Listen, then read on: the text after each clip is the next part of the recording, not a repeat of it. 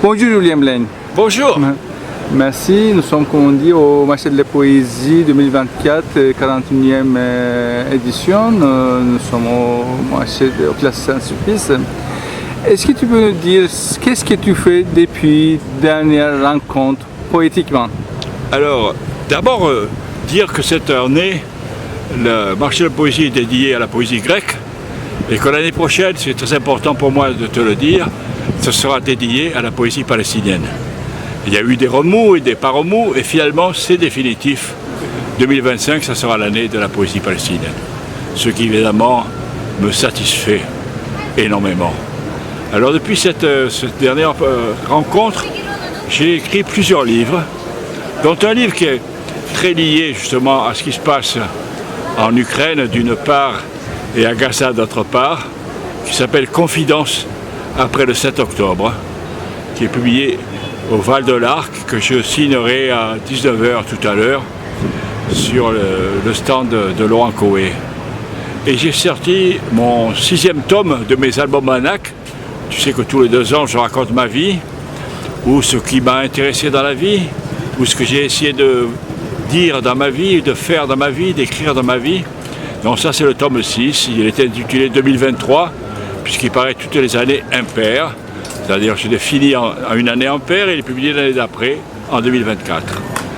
Ensuite j'ai fait un livre que j'aime beaucoup, qui est sur les grilles des fenêtres et des maisons, avec tout ce que ça peut apporter et reporter, chez Collodion.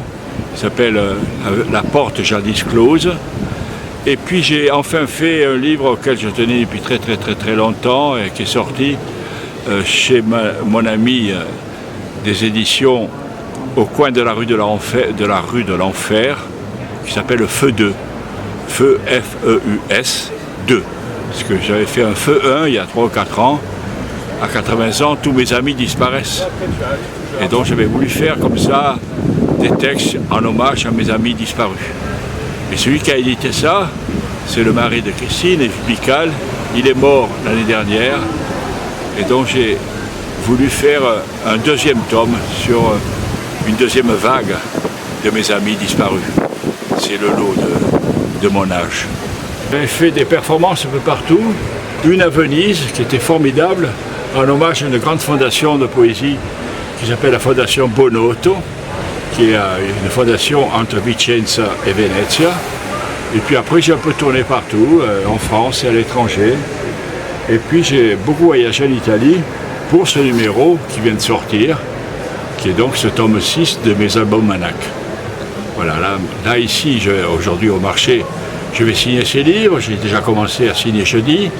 J'ai fait une très jolie performance avec des jeunes gens incroyables qui font une revue qui s'appelle Olga et les autres qui font un groupe qui s'appelle Cargo.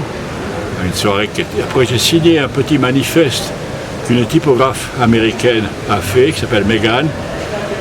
Il y a l'autre soir, et là ce soir je vais faire encore une soirée avec mes amis de la revue Dox qui sont repris par François Massu et de la revue Cockpit.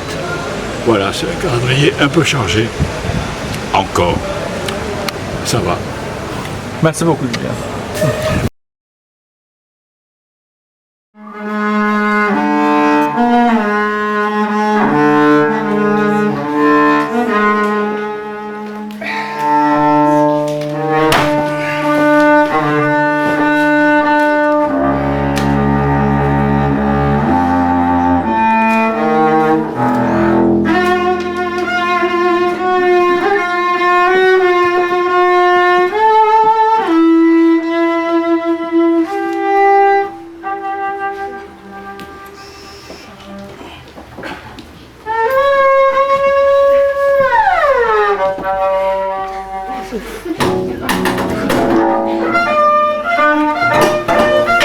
Chaque poète sait qu'il est le dernier à parler.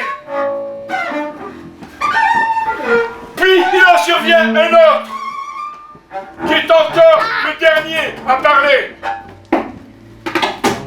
Pourquoi tu dis alors?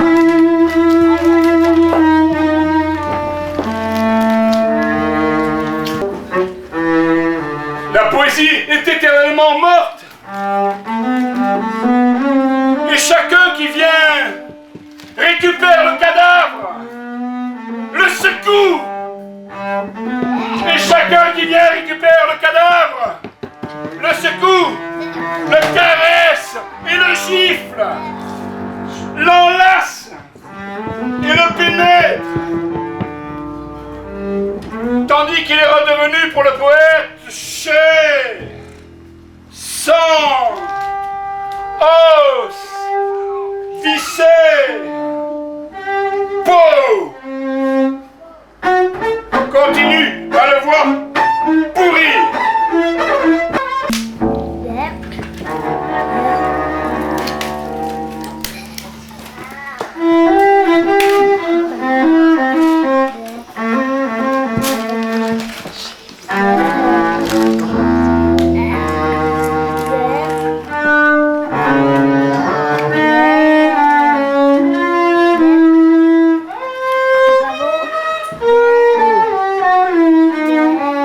Le cadavre, par la pérennité de sa putréfaction, ne se réduit jamais